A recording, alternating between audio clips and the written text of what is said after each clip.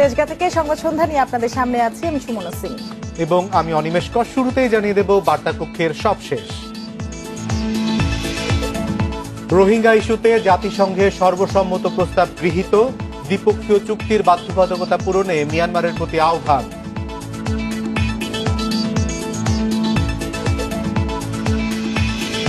রাজনীতির ঊর্ধ্বে থেকে খালেদা জিয়াকে বিদেশে চিকিৎসার আহ্বান ফখরুলের, আইনের সুযোগ নেই সংসদে আইনমন্ত্রী।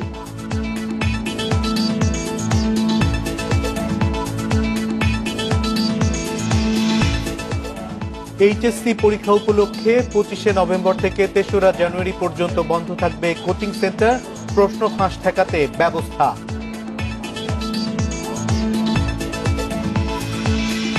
বাড়তি ভাড়া আদায় বন্ধে রাজধানীতে বিআরটিএ এর অভিযান, অর্ধেক ভাড়ার দাবিতে শিক্ষার্থীদের বিক্ষোভ।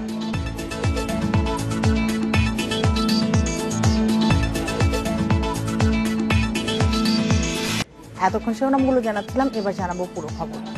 রোহিঙ্গা ইস্যুতে প্রথমবার জাতিসংঘের সর্বসম্মতক্রমে পাশ হওয়া প্রস্তাব মিয়ানমারকে রাজনৈতিক চাপে ফেলবে বলে মনে করছেন পররাষ্ট্রমন্ত্রী একে আব্দুল মোমেন, যা সংকট সমাধানে আন্তর্জাতিক সম্প্রদায়ের দৃঢ় প্রতিশ্রুতিরই প্রতিফলন। রাজধানীর ব্রিজ মিলনায়তনে আজ এক আলোচনা সভা শেষে পররাষ্ট্রমন্ত্রী আরও বলেন, চীন, রাশিয়া সহ জাতিসংঘের সব সদস্য দেশই এখন রোহিঙ্গা প্রত্যাবাসন চায়। রোহিঙ্গা সংকট শুরুর 4 বছর পর এবারই প্রথম জাতিসংঘের সর্বসম্মতিক্রমে এ বিষয়ে প্রস্তাব পাশ হয়েছে।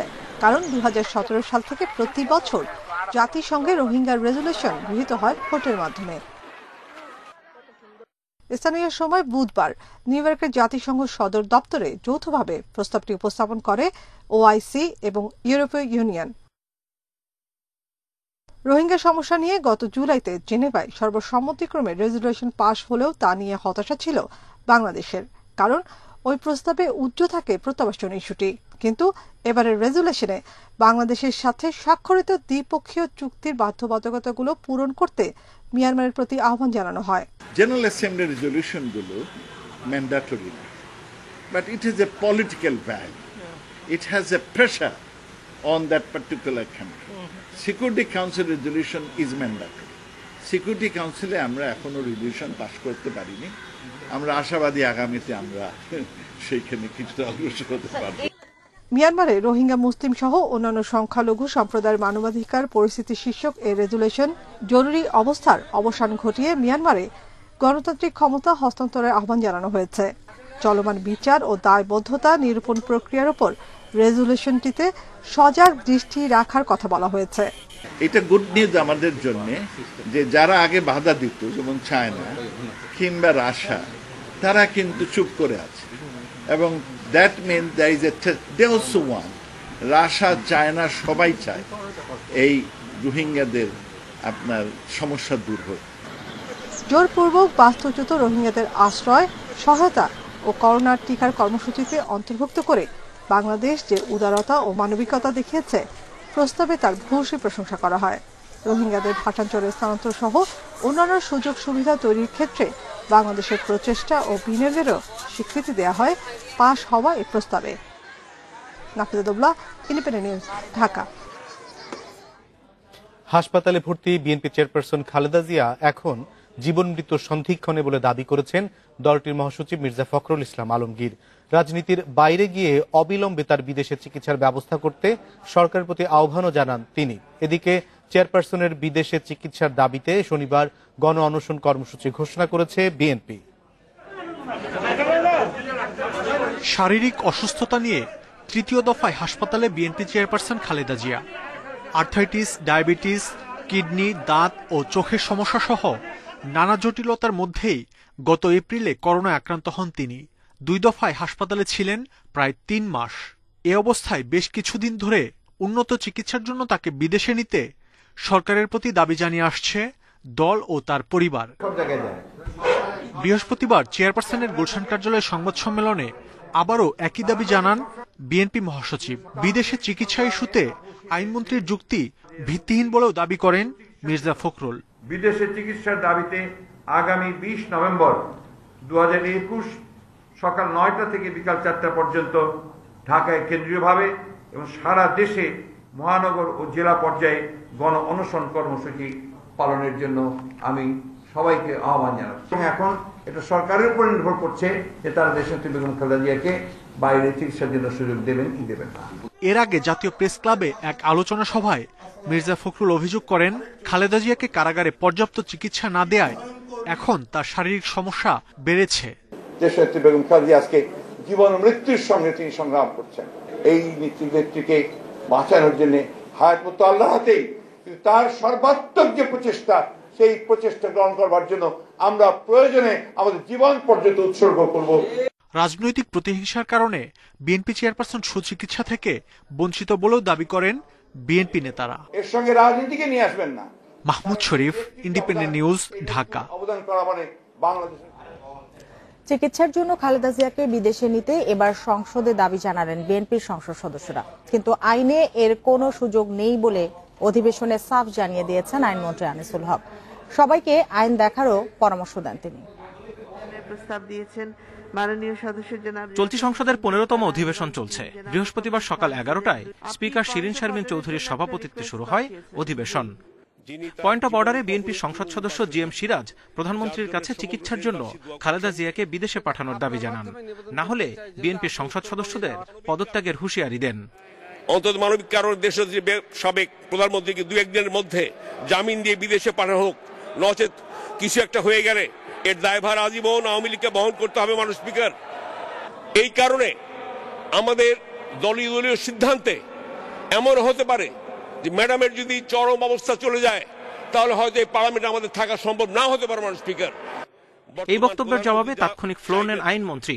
বলেন, এরই মধ্যে প্রধানমন্ত্রীর মানবিক বিবেচনায় খালেদা জিয়ার সাজা স্থগিত করা হয়েছে, দেশেই তার চিকিৎসা দেওয়া হচ্ছে। এর বাইরে আইনে আর কোনো সুযোগ নেই। একজন সাজাপ্রাপ্ত যার সাজা স্থগিত রেখে তাকে মুক্তি দেওয়া হয়েছে 401 ধারা, সেই 401 ধারায় কোনো প্রভিশন নাই যে একটা নিষ্পত্তিযোগ্য বা নিষ্পত্তিকৃত আবেদনকে আবার পুনর্বিবেচনা করার। আইনটা দেখলেই হয়, আইনের মধ্যে এই সুযোগ নাই। ওনারা আমাকে যত খুশি গালি দিতে পারেন, কিন্তু তাতে আমার কিছু আসে যায় না। আমি আইন মোতাবেক চলবো। এদিকে গৃহ নির্মাণে হাউস বিল্ডিং ফাইন্যান্স কর্পোরেশন থেকে ঋণ প্রাপ্তিতে সরকারি কর্মকর্তাদের সাথে সাধারণ মানুষের ব্যাপক বৈষম্য করা হচ্ছে বলে আপত্তি জানানো হয়েছে সংসদে। প্রথম গ্রেডভুক্ত কর্মকর্তারা 20 বছর মেয়াদী এই ঋণ নিয়ে বাড়ি নির্মাণ কিংবা ফ্ল্যাট কিনতে পারেন। তো এই সুযোগটা শুধুমাত্র সরকারি কর্মকর্তাদের জন্য উন্মুক্ত না রেখে সব মানুষকেই বা অন্য পেশার মানুষদেরকেও এইটার সুযোগ নিয়ে আসা উচিত। বৃহস্পতিবার সংশোধিত Bangladesh house building finance corporation bill 2021 এবং পর্যটন শিল্প বিকাশে ট্যুর অপারেটর এবং ট্যুর গাইড নিবন্ধন ও পরিচালনা বিল 2021 সংসদে পাশ হয়। Zahidul Bashar, Independent News, Dhaka. খালেদা জিয়ার প্রতি প্রধানমন্ত্রী শেখ হাসিনা যে মহানুভবতা দেখিয়েছেন তা নজিরবিহীন বলে মন্তব্য করেছেন তথ্যমন্ত্রী ডক্টর হাসান মাহমুদ। দুপুরে 56তম চট্টগ্রাম বিশ্ববিদ্যালয় দিবস উপলক্ষে আয়োজিত অনুষ্ঠান শেষে সাংবাদিকদের সঙ্গে মতবিনিময়কালে তিনি কথা বলেন। তথ্যমন্ত্রী আরো বলেন, বেগম জিয়াকে যেসব সুবিধা এখনো পর্যন্ত দেয়া হয়েছে তা উপমহাদেশের ইতিহাসে বিরল। বিপরীতে বেগম জিয়া সবসময় আওয়ামী লীগের সঙ্গে ষড়যন্ত্রমূলক আচরণ করে গেছেন। এর আগে চট্টগ্রাম বিশ্ববিদ্যালয়ের উপাচার্য ডক্টর শিরিন আক্তারের সভাপতিত্বে বিশ্ববিদ্যালয় দিবসের অনুষ্ঠানে বক্তব্য রাখেন বিশ্ববিদ্যালয়ের অ্যালামনাই অ্যাসোসিয়েশনের সদস্যবৃন্দ। বেগম খালেদা জিয়াকে কারাগারের বাইরে রাখা হয়েছে। তিনি যখন কারাগারেও ছিলেন, এই উপমহাদেশে অতীতে ঘটেছে কিনা আমি জানি না, তার সাথে একজন গৃহপরিচারিকাকে থাকতে দেওয়া হয়েছিল, যেটি নজিরবিহীন। দেশ বিভাগের পর অন্তত পাকিস্তান আমলে, বাংলাদেশ আমলে এটি হয় নাই। এইচএসসি ও সমমানের পরীক্ষা শুরু হচ্ছে আগামী 2 ডিসেম্বর। এ উপলক্ষে 25 নভেম্বর থেকে 3 জানুয়ারি পর্যন্ত সব কোচিং সেন্টার বন্ধ রাখতে হবে। শিক্ষা মন্ত্রণালয়ের সংবাদ সম্মেলনে এই নির্দেশনার কথা জানিয়েছেন শিক্ষামন্ত্রী ডাক্তার দীপু মনি। সংক্ষিপ্ত সিলেবাসে এবার পরীক্ষায় অংশ নিচ্ছে প্রায় 14 লাখ পরীক্ষার্থী।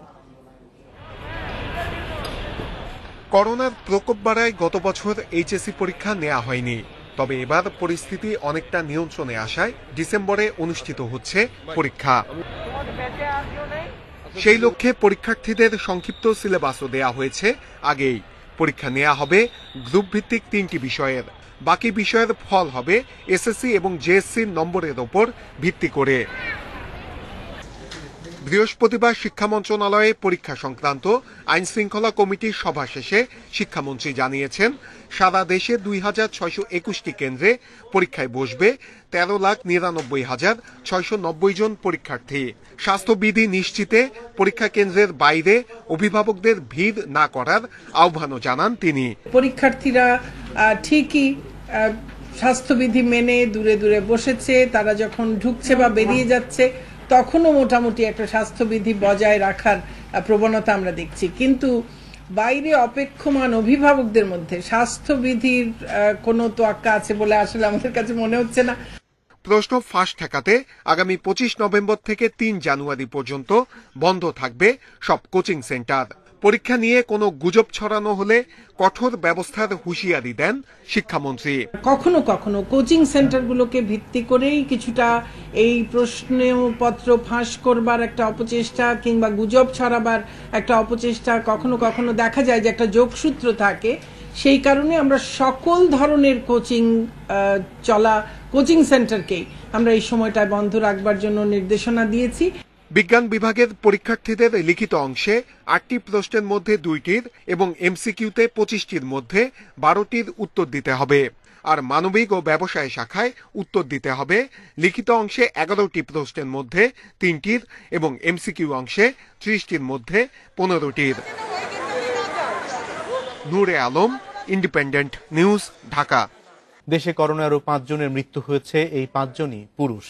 এ নিয়ে মোট প্রাণহানি হল ২৭,৯৩৯ জনের। ৮৩৬টি ল্যাবে ২৪ ঘন্টায় ১৯,৫০৭ নমুনা পরীক্ষায় করোনা শনাক্ত হচ্ছে ২৪৪ জনের। পরীক্ষা বিবেচনায় শনাক্তের হার ১.২৫%।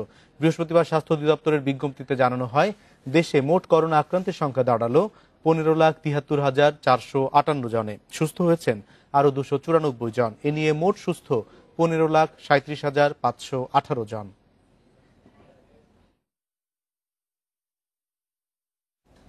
প্রত্যেকটি হাই স্কুলে গিয়ে স্বাস্থ্যকর্মীরা শিক্ষার্থীদের করোনার টিকা দেবে। শিগগিরই শুরু হবে এই কার্যক্রমটি। কেন্দ্রীয় ঔষধ প্রশাসন অধিদপ্তরে বিশ্ব অ্যান্টি মাইক্রোবায়াল সপ্তাহ উপলক্ষে এক অনুষ্ঠানে একথা জানান স্বাস্থ্যমন্ত্রী জাহেদ মালিক। ১ নভেম্বর থেকে ১২ থেকে ১৭ বছর বয়সী স্কুল শিক্ষার্থীদের করোনা ভাইরাস প্রতিরোধী টিকা দেওয়া কার্যক্রম শুরু হয়। এতদিন রাজধানী জুড়ে ৮টি স্কুলে ২৫টি বুথে শুধু ফাইজারের টিকা দেওয়া হচ্ছিল। প্রথম অবস্থায় ৪৭টি জেলায় টিকা দেওয়ার পরিকল্পনা থাকলেও এখন পর্যন্ত ২২টি জেলার নির্দিষ্ট কিছু স্কুলে টিকা দেওয়া শুরু করা সম্ভব হয়েছে। সব শিক্ষার্থীদের দ্রুত টিকাদান নিশ্চিত করতে প্রত্যেক স্কুলে করোনা প্রতিরোধক টিকা দেওয়া হবে। শিগগিরই শুরু হবে এই কার্যক্রম। এখন পদ্ধতি হলো একটা স্কুলে 5টা স্কুল থেকে ছাত্র আসবে, সেখানে একটু নিবন্ধনের সমস্যা হচ্ছে, আনার সমস্যা হচ্ছে। সেই জন্য আমরা সিদ্ধান্ত নিয়েছি যে যেহেতু কিনা ওনাদের একটু সমস্যা হচ্ছে, আমাদের যে ডিজি হেলথ ওনারাই এখন টিম নিয়ে ওই সমস্ত স্কুলে নিয়ে যাবে এবং টিকা দেবে যাতে সমস্যাটা না হয়। বিশাল এই কর্মযজ্ঞ সামাল দিতে প্রস্তুত হচ্ছে সরকারের স্বাস্থ্য বিভাগ। বাড়ানো হচ্ছে ফাইজার টিকার মজুদ। খুব তাড়াতাড়ি শুরু হবে, সেটা প্ল্যান চলছে। আমরা তো সিদ্ধান্ত নিয়েছি খুব তাড়াতাড়ি শুরু হবে। এটা আরো তো টিম তৈরি করতে হবে, সেই টিমগুলোকে এখন প্রশিক্ষণ দিচ্ছে, এখন চলে যাবে। ইতোমধ্যে ২ লাখ শিক্ষার্থীকে করোনা ভাইরাস প্রতিরোধে টিকাদান সম্পন্ন হয়েছে। Rishad Huda, Independent News, Dhaka. Sitting service সহ নানা অজুহাতে এখনো বাড়তি ভাড়া আদায় করা হচ্ছে যাত্রীদের কাছ থেকে। বেশ কিছু কোম্পানির বাসে ১.৫ থেকে ২ গুণ বাড়তি টাকা আদায় করলেও নেই ভাড়ার তালিকা। পরিস্থিতি নিয়ন্ত্রণে বিআরটিএ নিয়মিত ভ্রাম্যমাণ আদালত পরিচালনা করলেও তেমন সুফল মিলছে না। চিটাগং রোড পাটুরিয়া রুটে চলাচল করে নীলাচল পরিবহন। বিভিন্ন স্থান থেকে ওঠা যাত্রীদের কাছ থেকে ৫ থেকে ২৫ টাকা বাড়তি ভাড়া আদায় করছিল বাসটি। ৫০ টাকা ছিল, ১৫ টাকা বেশি নেই, ওনাদেরই কথা। আমরা আরো ৩ দিন গেছি। ১৫ টাকার ভাড়া ২০ টাকা নিছে, কেন ২০ টাকা নিব? আমি সবকিছু তো সব ঠিক আছে, তো কেন নিল ১৫ টাকার ভাড়া ২০ টাকা? কোম্পানি যে বলবে ভাই, আমি যদি প্রয়োজন বলবে তুমি চাকরিতে চলে যাও, তোমার ডিউটি করার দরকার নাই। বাড়তি ভাড়া আদায় ও বৈধ কাগজপত্র না থাকায় বাসটিকে ৫,০০০ টাকা জরিমানা করে বিআরটিএ এর ভ্রাম্যমাণ আদালত। আমরা তাদেরকেও কিন্তু কঠোরভাবে ধরছি এবং তাদের বিরুদ্ধে আমরা জরিমানা এখনো পর্যন্ত করছি। তো আমাদের এই ধারা যেহেতু অব্যাহত থাকবে, আমি মনে করি অচিরে আমরা একটা এই ভাড়ার নৈরাজ্য বলেন কিংবা বিশৃঙ্খলা বলেন এটা আমরা রোধ করতে পারবো। রাজধানীতে চলাচল করা ট্রাস্ট, বসুমতী, বিহঙ্গ সহ বেশ কিছু পরিবহনে বিআরটিএ নির্ধারিত তালিকা টাঙানো হয়নি। ভাড়াও আদায় করা হচ্ছে ইচ্ছে মতো। স্বরাষ্ট্রমন্ত্রী আসাদুজ্জামান খান বলেন, গণপরিবহনে অতিরিক্ত ভাড়া আদায়ে কঠোর আইনি ব্যবস্থা নেওয়া হবে। দুপুরে রাজধানীর তেজগাঁও মহিলা কলেজে এক অনুষ্ঠানে তিনি একথা বলেন। ভাড়া বৃদ্ধির এটা অ্যামাউন্টটা আনুপাতিক হারে এই আমাদের পরিবহন মালিক শ্রমিকদের সঙ্গে বসে এটা তারা যৌথভাবে সিদ্ধান্ত নিয়েছে। এর চেয়ে বেশি ভাড়া নেয় অবশ্যই আমরা তারা আইনের আওতায় নিয়ে আসবো। গণপরিবহনে ভাড়া ডাকাতি ও সিটিং সার্ভিসের নৈরাজ্য বন্ধের দাবিতে সংবাদ সম্মেলন করেছে বাংলাদেশ যাত্রী কল্যাণ সমিতি। 18টা কোম্পানিকে বলা হবে যা সরকার নির্ধারিত এই তালিকা অনুযায়ী ভাড়া নিতে হবে, তার তোমাদের ওয়েবিল অনুযায়ী কোনো ভাড়া নেওয়া যাবে না। অতিরিক্ত ভাড়া নিতে দেখা যায় তাহলে ওই বাসের চালক হেল্পারকে জরিমানা করার সাথে সাথে ওই কোম্পানির এমডি এবং চেয়ারম্যানকেও জরিমানা করতে হবে। তাহলে আমি মনে করি ঢাকা শহরে কালকেই ভাড়া নৈরাজ্য বন্ধ করা সম্ভব। এদিকে অর্ধেক ভাড়া নেয়ার দাবিতে রাজধানীর নিউ মার্কেটে বিক্ষোভ করে ঢাকা কলেজের শিক্ষার্থীরা। এ সময় তারা কিছুক্ষণ সড়ক অবরোধ করে রাখে। পরে পুলিশের হস্তক্ষেপে স্বাভাবিক হয় যান চলাচল। মাহমুদুন নবী, ইন্ডিপেন্ডেন্ট নিউজ, ঢাকা। স্বামীর সংসার ভেঙে প্রতারক প্রেমিক আমিনুলের হাতে পরিকল্পিত হত্যার শিকার নরসিংদীর তরুণী নিপা, এমন তথ্য মিলেছে পিবিআইর তদন্তে। ঢাকায় সংস্থার প্রধান কার্যালয়ে আজ এক সংবাদ সম্মেলনে নরসিংদীর পুলিশ সুপার আরো বলেন, নিপাকে বিয়ের কথা বলে মেঘনা নদীতে নিয়ে গলায় গামছা পেঁচিয়ে ও মাথায় আঘাত করে হত্যা করা হয়। গলায় গামছা লাগিয়ে দুই পাশ থেকে টান দিয়েছে ভয়ঙ্করভাবে এবং কয়েকজন ধরছে, আর একজন আর কি কাঠের বাটাম আছে নৌকার কাঠন বাটা দিয়ে বেপরোয়াভাবে মারপিট করেছে। বিয়ে করার কথা বলে নরসিংদীর মেঘনা নদীতে নিয়ে 2020 সালে প্রেমিকা নিপাকে এভাবেই নৃশংসভাবে হত্যা করে আমিনুল নামে এক যুবক। হত্যার পর তাকে ভাসিয়ে দেওয়া হয় মেঘনা নদীতে, এমন তথ্যই উঠে এসেছে পিবিআই তদন্তে। হত্যার দুদিন পর অজ্ঞাত হিসাবে মরদেহ উদ্ধার হয় নিপার। তাকে দাফনও করা হয় বেওয়ারিশ হিসাবে। তবে ফেসবুকে ছবি দেখে মরদেহ শনাক্ত করে নিপার পরিবার। সে বিবাহিত হলেও সন্দেহের তীর ছিল প্রেমিক আমিনুলের দিকেই। হত্যাকাণ্ডের 4 মাস পর মামলা করে পরিবার। তুই ওরার নাম মুগ্ধা বাসত করস তাহলে তো তোরে বাইর জায়গা দিত না, তোরা বাইর এ দেশ তারা করে দিত। পরে আমি আমার মাইয়া জন মেরা লাইছে মুখ একবারই আমি আমার মাইয়ার বিস্তার আমি সামই। নিপার পরিবারের আবেদনে মামলার তদন্ত শুরু করে পিবিআই। দীর্ঘ 1 মাসের তদন্তে উঠে আসে চাঞ্চল্যকর সব তথ্য।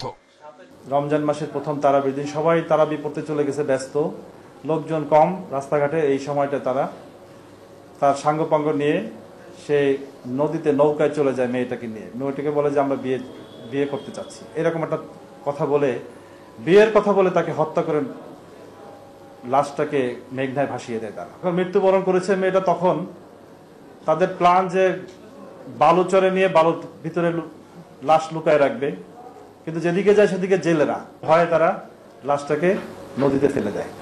নিপাকে হত্যাকাণ্ডে অংশ নেওয়া 7 জনের 2 জন গ্রেপ্তার হলেও বাকিরা রয়েছেন জামিনে।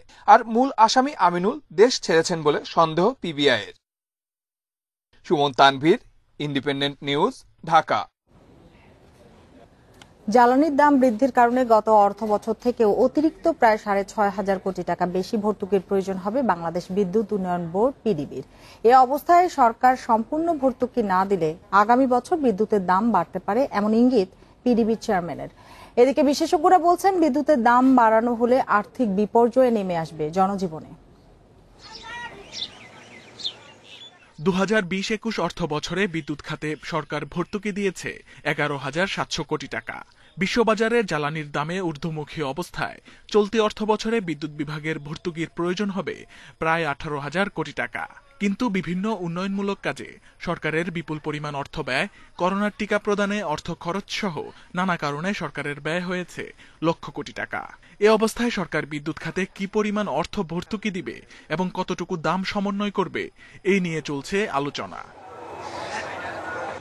বাংলাদেশ বিদ্যুৎ উন্নয়ন বোর্ডের চেয়ারম্যান জানালেন, দাম বৃদ্ধির বিষয়ে সরকার থেকে এখন পর্যন্ত লিখিতভাবে নির্দেশনা দেয়া হয়নি। অর্থাৎ এবছরই দাম বাড়ানোর পরিকল্পনা নেই সরকারের। তবে বিশ্ববাজারে জ্বালানির দাম কমে না এলে নতুন বছরের মার্চে বিদ্যুৎ উন্নয়ন বোর্ডের লোকসান অনেক বেড়ে যাবে। তখন বাড়াতে হতে পারে বিদ্যুতের দাম। অবশ্যই এর একটা ইম্প্যাক্ট বিদ্যুতের দামের উপরে আসবে এবং সেক্ষেত্রে যদি বিদ্যুতের ট্যারিফ বাড়ানো না হয় তাহলে সরকারের ভর্তুকি বাড়বে। যে জ্বালানিটা এখন আমদানি করব আমরা সেটা মূলত ব্যবহার হবে আগামী মার্চ থেকে, আগামী সামারে, এবং তখন কিন্তু অবশ্যই আমার কাছে মনে হয় যে সরকারের ভর্তুকি অনেকাংশে বেড়ে যাবে। বিশেষজ্ঞরা বলছেন দেশে জ্বালানি তেলের দর বৃদ্ধিতে নেতিবাচক প্রভাব পড়েছে অর্থনীতিতে। এখন বিদ্যুতের দাম বাড়ানো হলে তা হবে মরার উপর খাড়ার ঘা। এখন পিডিবি ক্রস ফায়ারে আছে আর কি। বিদ্যুতের দাম বাড়ার সঙ্গে সঙ্গে একটা ভয়ঙ্কর পরিস্থিতি এরকম ভাবেই না, এর থেকেও খারাপ ভাবে তৈরি তো হবেই, এবং এই তৈরি হয়ে গেছে তা না, এটা প্রক্রিয়া চলছে। তার উপরে আরো বেশি সেটা ভয়ঙ্কর রকমের উস্কানি পাবে, বলতে পারেন যে আগুনে ঢিল জ্বালার মতো অবস্থা তৈরি হবে। এ অবস্থায় সামগ্রিক অর্থনীতির কথা বিবেচনায় নিয়ে প্রণোদনা হিসেবে সরকারকে ভর্তুকি প্রদানের মাধ্যমে জনজীবনে স্বস্তি দেওয়ার পরামর্শ অর্থনীতিবিদদের। Shamim Ahmed, Independent News, Dhaka. 2026 সালে উন্নয়নশীল দেশে উত্তরণকে টেকসই করতে দেশের চাহিদা ও চ্যালেঞ্জগুলো দক্ষতার সঙ্গে চিহ্নিত করতে হবে। অর্থনীতিবিদরা বলছেন এ লক্ষ্যে এলডিসি গ্রাজুয়েশন সংক্রান্ত গঠিত সরকারের কমিটিগুলোকে সমন্বিতভাবে কাজ করতে হবে। বাণিজ্য মন্ত্রণালয় বলছে সামনের ডব্লিউটিও সম্মেলনে এলডিসি পরবর্তী 9 বছর বাড়তি সুবিধার দাবি জানাবে বাংলাদেশ। সম্মেলন নিয়ে সিপিডির এক ভার্চুয়াল আলোচনায় সব কথা বলেন বক্তারা। স্বল্পোন্নত থেকে 2026 সালে চূড়ান্তভাবে উন্নয়নশীল দেশ হবে বাংলাদেশ। অর্থনৈতিক সক্ষমতায় জাতি হিসেবে মর্যাদা বাড়লেও রপ্তানিতে গত কয়েক দশক ধরে পাওয়া শুল্কমুক্ত বাজার সুবিধা, কম সুদে ঋণ সহ নানা সুবিধা হারাতে হবে। এমন বাস্তবতা সামনে রেখে বাংলাদেশের গ্র্যাজুয়েশনকে টেকসই করতে এলডিসি পরবর্তী সময়েও বিশেষ সুবিধার প্রয়োজন বলে মনে করেন অর্থনীতিবিদরা।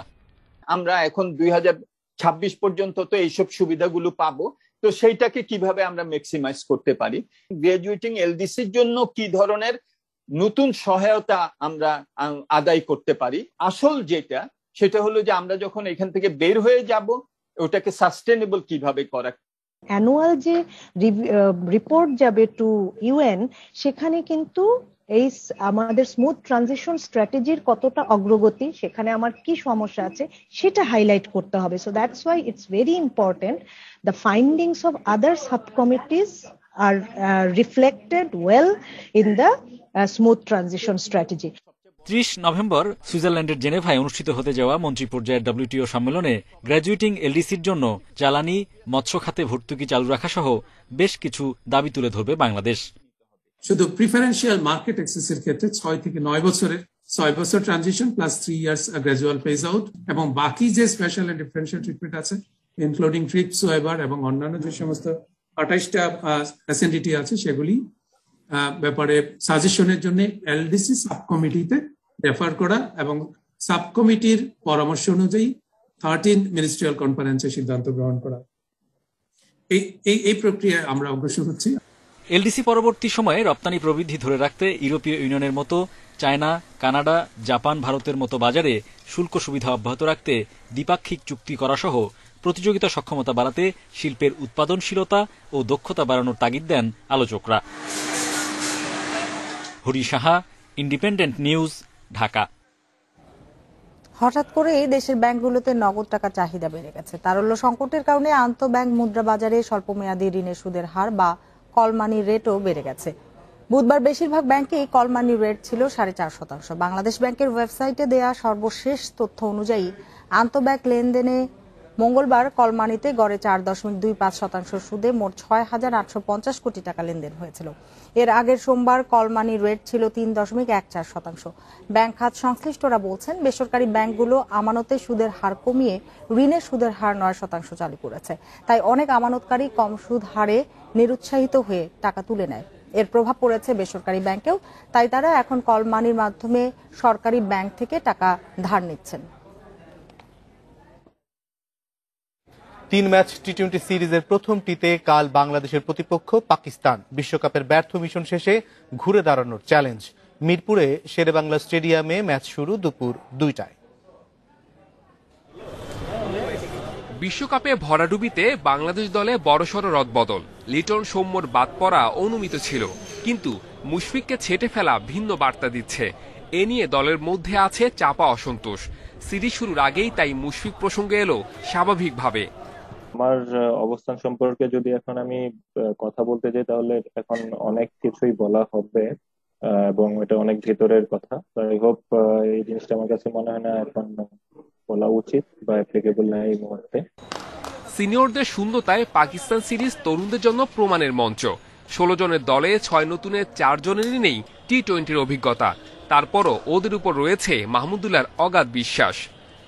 যদি আপনি সক্ষমতার কথা বলেন সেদিক থেকে আমার পুরোপুরি ভরসা আছে আমার টিমের উপর। they all are capable. we have to be like very aware about everything এবং সবকিছুই স্কিল লেভেলও আমাদের খুব ভালোভাবে এক্সিকিউট করতে হবে because they have some brilliant batsmen, brilliant bowlers. Inform Pakistan বাংলাদেশকে হালকা ভাবে নিচ্ছে না। পুরো শক্তির দল নিয়ে শতভাগ জয় নিয়ে দেশে ফিরতে মরিয়া বাবরের দল। উঠতে থাকা দলটা ম্যাচের আগের দিন 12 জনের দল ঘোষণা করে চাপহীন থেকেছে। মিরপুরের উইকেটে প্রমাণের সুযোগ করে দিচ্ছে তরুণদের। বিশ্বকাপের মোমেন্টাম ধরে রেখে খেলতে চাই, পাশাপাশি আমরা আমাদের বেঞ্চের খেলোয়াড়দেরও সুযোগ দিতে চাই। তাই ম্যাচে আমরা 4টা পরিবর্তন এনেছি। বাংলাদেশ ঘরের মাঠে শক্ত প্রতিপক্ষ, তাদেরকে সহজভাবে নেয়ার কোনো সুযোগ নেই। বাংলাদেশ পাকিস্তান সিরিজে তৃতীয় প্রতিপক্ষ উইকেট। আগের 2 সিরিজের মতো উইকেট হচ্ছে না এটা নিশ্চিত। তারপরও খুঁটিয়ে খুঁটিয়ে উইকেট দেখে স্বস্তি খুঁজে নিচ্ছেন মাহমুদুল্লাহ সুজন। ঘরের মাঠে টানা 2 সিরিজ জিতে প্রত্যাশা বাড়িয়েছিল বাংলাদেশ, কিন্তু বিশ্বকাপে গিয়ে প্রত্যাশার সাথে পারফরম্যান্সের সমন্বয় করা যায়নি। দীর্ঘ বিরতি শেষে মাঠে ফিরছে দর্শক। বাংলাদেশ কি পারবে টি-20 মিশনে ঘুরে দাঁড়াতে? সাইফুল মজুমদার, ইন্ডিপেন্ডেন্ট নিউজ, শেরেবাংলা জাতীয় ক্রিকেট স্টেডিয়াম, ঢাকা। করোনাকালে বাংলাদেশ একাধিক ক্রিকেট সিরিজ খেলেছে শূন্য গ্যালারিতে। করোনা নিয়ন্ত্রণে থাকায় পাকিস্তান সিরিজে ধারণ ক্ষমতার অর্ধেক টিকিট ছেড়েছে বিসিবি। হতাশা ব্যর্থতার গল্প ভুলে টাইগারদের খেলা মাঠে বসে দেখার সুযোগ। দীর্ঘ 21 মাস পর দর্শকদের জন্য উন্মুক্ত হবে মিরপুরের গ্যালারি। পাকিস্তানের বিপক্ষে প্রথম টি-20কে ঘিরে উৎসাহ উদ্দীপনার কমতি নেই টাইগার ভক্তদের। মিরপুর ইনডোর স্টেডিয়ামের সামনে সকাল থেকেই টিকিট প্রত্যাশীদের উপচে পড়া ভিড়। করোনা সংক্রমণের হার কমায় ধারণ ক্ষমতার 50% টিকিট বিক্রির উদ্যোগ বিসিবির। সন্ধ্যা 6টা পর্যন্ত টিকিট বিক্রির কথা থাকলেও দুপুরের মধ্যেই শেষ সব টিকিট। দীর্ঘ সময় লাইনে দাঁড়িয়েও টিকিট না পাওয়ায় ক্ষুব্ধ অনেকেই। বাংলাদেশের দুঃসময় যদি আমরা পাশে না থাকি তাহলে তো রিয়েল সাপোর্টার না। যারা ট্রল করে বিভিন্ন গ্রুপে টুপে ওগুলা করতেই পারে, ওরা সিজনাল ফ্যান। 9টা-10টা থেকে আসে এখানে দাঁড়ায় আছে, কোনো টিকিট পাচ্ছে না। টিকিট অনেক ব্ল্যাকে বিক্রি হচ্ছে, মহিলাদের দিয়ে হায়ার করে টিকিট নিচ্ছে, এটা একটা সমস্যা। যদি এই সমস্যাটা দূর হইতে হয়তো অনেকে অনেক তাড়াতাড়ি টিকিট পাইতো। আমরা 5 ঘন্টা দাঁড়ায় আছি, এক জায়গায় দাঁড়া আছি, লাইন লড়ে না। কারণ ভেতর থেকে টিকিট দিচ্ছে না কিভাবে চলে যাইতেছে এটা আমরা আসলে জনগণ বুঝতে পারতেছি না। এই যে একটা বিষয়, এই বিষয়টা আসলে কেমনে যে দেখবো, মানে সব জায়গায় দুর্নীতি। উইকেট নিয়ে সমালোচনা কম হয়নি, তাই তো পাকিস্তানের বিপক্ষে স্পোর্টিং উইকেট চান ক্রিকেট মদিরা। সাথে সিনিয়রদের না থাকায় জুনিয়রদের দায়িত্ব নেওয়ার তাগিদও তাদের কণ্ঠে। তরুণরা এগিয়ে আসছে, যেমন আন্ডার-19 আমরা দেখলাম আকবর আলী ক্যাপ্টেন, তাকেও নেওয়া হয়েছে। তা আশা অনেক বড়, পাকিস্তানের মতো বড় টিমের সাথে খেলবে, অবশ্যই পজিটিভ থিঙ্কিং করছে। যারা সিনিয়র ক্রিকেট খেলছে তারা দীর্ঘদিন ধরে খেলছে, যদিও ইনজুরির কারণে অনেকে হয়তো বা দল থেকে বাদ পড়ছে। সো আমাদের নতুনদের উপর ভরসা রাখতে হবে। আমরা হাই স্কোরিং ম্যাচ চাচ্ছি। হাই স্কোরিং ম্যাচ যদি না হয় আমাদের দেশে প্লেয়ার কখনো উন্নতি করতে পারবে না, ডোমেস্টিক লিগে এই পর্যন্তই খেলতে পারবে। করোনা সংক্রমণের মধ্যে এভাবে টিকিট বিক্রি কার্যক্রমেও হতাশ অনেকে। পরবর্তী ম্যাচগুলোতে অনলাইনে টিকিট বিক্রির অনুরোধ সমর্থকদের। Kamrul Hasnat, Independent News, Dhaka. আর এই ছিল আজকের সংবাদ সন্ধ্যায়। সাথে থাকার জন্য ধন্যবাদ।